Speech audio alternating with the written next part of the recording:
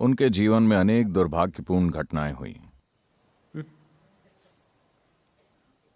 वो एक राजा हैं। किसी कारण से वो अपना राज्य गंवा देते हैं और वो जंगल में जाकर रहते हैं, कठिनाइयों से भरा जीवन जीते हैं।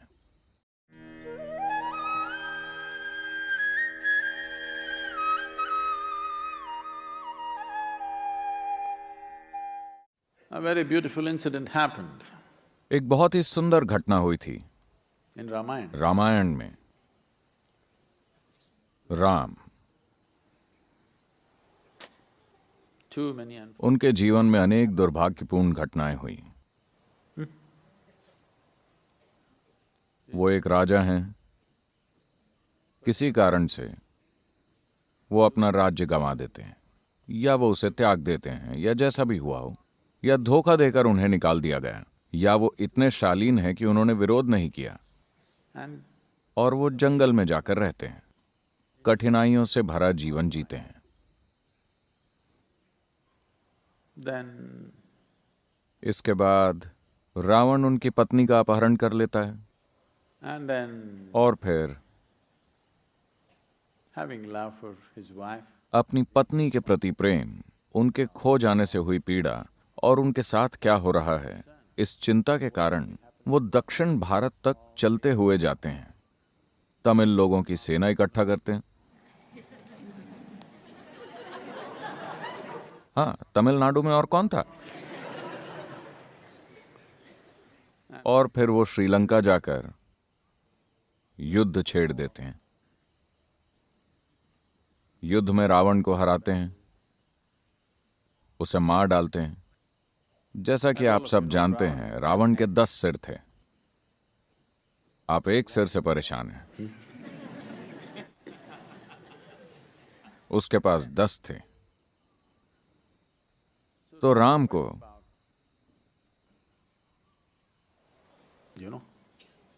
10 बार वध करना पड़ा ताकि उसे मारा जा सके। युद्ध में जीत हुई और वो अयोध्या वापस आ रहे हैं। to Ayodhya. राम तय करते हैं, वो कहते हैं, मैं वापस राज्य में नहीं जाना चाहता। मैं हिमालय में जाकर अगस्त्य मुनि की गुफा में कुछ समय बिताना चाहता हूं, In the cave of Agastya Muni, because ताकि अपने हाथों हुए पाप का प्रायश्चित कर सकूं। I have killed मैंने एक ऐसे व्यक्ति की हत्या की है जो धर्मपरायण था, शिव का महान भक्त था, बहुत बड़ा ज्ञानी था, एक महान राजा था, एक दयालु व्यक्ति था। a generous man. बाकी लोग हैरान रह गए। लक्ष्मण, उनके छोटे भाई, बोले, आप क्या बात कर रहे हैं? रावण ने आपकी पत्नी का अपहरण किया था। So Rama said, राम ने कहा, see, वो those दूसरे 9 सिरों का काम था। उसके इन 9 सिरों में लालच, जलन, वासना वगैरह भरे थे, लेकिन एक सिर ऐसा था जिसमें विवेक, ज्ञान, धार्मिकता और भक्ति थे। मुझे अफसोस है उस सिर को काटने का। मेरा बस चलता तो मैं उस सिर को छोड़ देता, रावण को मारता नहीं, लेकिन ऐसा करने का कोई तरीका नहीं था, इसलिए मुझे उसे मारना पड़ा। but पर अब मुझे बहुत पछतावा हो रहा है उस एक सिर को काटने का। इसमें आपको ये बताने की कोशिश हो रही है कि आप सभी के पास 10 या अधिक सिर हैं, हर तरह की चीजें। क्या आप देखते हैं, one day your head किसी दिन आपके सिर में लालच है, किसी दिन जलन है, किसी दिन नफरत है, किसी दिन प्यार, किसी दिन सुंदरता, किसी दिन बदसूरती, yes or no? या एक ही दिन में आप सभी चीजों से गुजरते हैं। अगर मैंने आपको जलन वाले पल में देखा तो मैं कहूंगा ये जलनखोर है। अगर मैंने आपको लालच वाले पल में देखा तो मैं कहूंगा ये लालची है। अगर मैंने आपको नफरत वाले पल में देखा तो मैं कहूंगा ये नफरत से भरा है। अगर मैंने आपको वासना वाले पल में देखा तो मैं कहूंगा ये वासना से भरा है। नहीं नहीं, हर किसी के पास 10 या अधिक सिर होते हैं। अलग अलग समय पर अलग अलग सिर काम कर रहे हैं, लेकिन हर किसी के पास कम से कम एक सिर होता है जो प्यार, सुंदरता,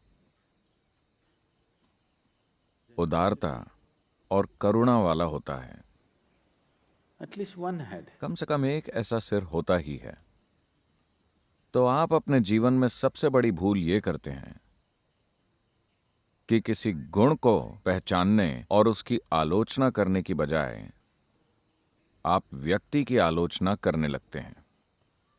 राम यही कहने की कोशिश कर रहे हैं। उसने बहुत सारी बुरी चीजें की, लेकिन कोई बात नहीं, वो उसके दूसरे 9 सिर थे। But that one, लेकिन उस एक सिर में मुझे बहुत सी संभावनाएं दिखी, लेकिन दुर्भाग्य से मुझे उसे काटना पड़ा। मैं चाहता हूं कि आप सभी इस बुनियादी नियम का पालन करें, आश्रम में या आप चाहें जहां कहीं भी हो। अगर आपको किसी में कुछ गलत दिखे तो हम केवल उस गलती की आलोचना करेंगे, उस व्यक्ति की नहीं। जब आप दूसरों के साथ ऐसा करेंगे तो आपके साथ भी ऐसा ही होगा। यह तय करने की कोई जरूरत नहीं है कि मैं ऐसा हूं, मैं वैसा हूं या मैं तो ऐसा ही हूं। हाँ, कुछ पलों में आप वैसे रहे हैं, कुछ पलों में आप एक भयानक प्राणी रहे हैं, कुछ पलों में आप बहुत सुंदर रहे हैं, कुछ पलों में आप बदसूरत रहे हैं, कुछ पलों में आप कमाल के रहे हैं। अगर आप संभावना को मजबूत नहीं बनाते और उसे दूर नहीं करते जो आपकी संभावना में बाधा डालता है, तो आप आध्यात्मिक साधक नहीं हैं। वो अच्छी नहीं है, वो अच्छी नहीं है, वो अच्छा नहीं है, वो अच्छा नहीं है, वो अच्छा नहीं है, वो ठीक नहीं है। और यहां कुछ लोग हैं जिनसे आपका परिचय अभी नहीं हुआ है, वो सभी सुंदर हैं। you know. आप बस धारणाएं ही बनाते रहेंगे, वरना आप किसी को जितना ज्यादा जानते हैं, प्यार और करुणा उतनी ज्यादा होनी चाहिए, क्योंकि अब आप उनके संघर्षों और समस्याओं को जानते हैं और अचानक आपको पता चल जाता है कि वो भी उतने ही मानवीय हैं जितने कि आप हैं। Yes? राम एक ऐसे इंसान की हत्या के लिए प्रायश्चित कर रहे हैं जिसने उनकी पत्नी का अपहरण किया और बहुत से बुरे काम किए, लेकिन राम अब भी इस बात को पहचान रहे हैं। उसका एक सिर था जो बहुत सुंदर था, मुझे उसे नहीं काटना चाहिए था। यह इंसान बहुत बड़ा ज्ञानी है, इसीलिए उनकी पूजा की जाती है। हर समझदार व्यक्ति ऐसा ही होता है। एक गुलाब के पौधे को देखकर हम इसे गुलाब का पौधा कहते हैं। बताइए, उसमें गुलाब ज्यादा हैं या कांटे ज्यादा हैं? कांटे ज्यादा हैं, लेकिन फिर भी हम उसे गुलाब का पौधा कहते हैं क्योंकि हम सुंदरता को पहचानते हैं। शायद एक ही गुलाब है और हजारों कांटे हैं, लेकिन फिर भी हम उसे गुलाब का पौधा कहते हैं। अगर आप आम का पेड़ देखते हैं, उसमें आम अधिक हैं या पत्ते? बेशक पत्ते ही अधिक हैं। हम उसे पत्तों का पेड़ नहीं, आम का पेड़ कहते हैं, क्योंकि हम उससे टपकने वाली मिठास को पहचानते हैं। वो मिठास से भरी बूंदें, पत्तों से भरा पेड़, पर वो एक आम, वाह, आम का पेड़। हम लोगों में इसे क्यों नहीं देखते? अगर मिठास की एक भी बूंद हो, Have you seen क्या आपने कोई ऐसा इंसान देखा है जिसमें मिठास की एक भी बूंद ना हो? देखा है आपने? तो कृपया ये करें। अपने आसपास के सभी लोगों में जिनके साथ आप रोज काम करते हैं, जिनके साथ आप रगड़ खाते रहते हैं, कंधे रगड़ना नहीं, आप समझ गए होंगे, just do this? बस इतना कीजिए। वो सभी लोग, वो घटिया आदमी, ये बुरी औरत, देखिए कि क्या आप इनमें मिठास की उस एक बूंद को पहचान सकते हैं? क्योंकि अगर आप उसे नहीं पहचान सकते तो वो आपके भीतर भी प्रकट नहीं होगी। आपको ये जान लेना चाहिए। आपको दूसरों के भीतर जो बुरी बातें दिखती हैं वही बातें आपके भीतर भी झलकेंगी। इसका अर्थ ये नहीं है कि आपको हर चीज से नजर फेर लेनी चाहिए, नहीं। We see the leaf. हम पेड़ पर पत्ते देखते हैं, गुलाब के पौधे में कांटे देखते हैं, लेकिन हम पहचान देते हैं फूल और फल को। हमें बस यही करना है। That's all we need to do.